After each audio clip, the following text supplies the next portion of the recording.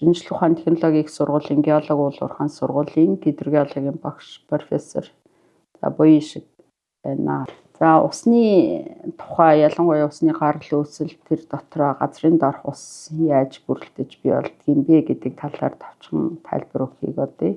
Анх дэлхий үүсгэхэд бол одоо энэ дэлхий чинь маш их халуун хайлмаг галтуул их дэлбэрс одоо тийм орчин байсан гэж үздэг. Тэгэхэд тэнд болохоор тэр галтуулын уурнаас одоо галтуулнаас маш их хэмжээний одоо уур гараад тэр нь болохоор хөрөөд конденсацлагдаж за энэ дэлхийн дотоод гаралтай ийм ус үүссэн гэсэн нэг онол явдаг.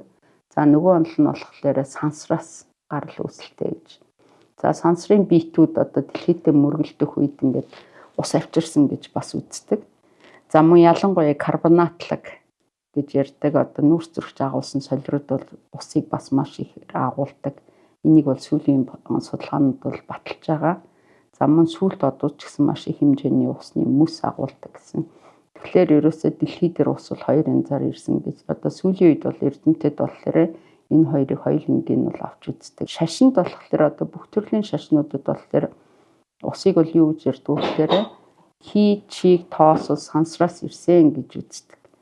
Тэгэхээр сансраас бас ингэж нөгөө ус бол анх үүссэн гэж одоо шашинд бас авч үздэг байгаа.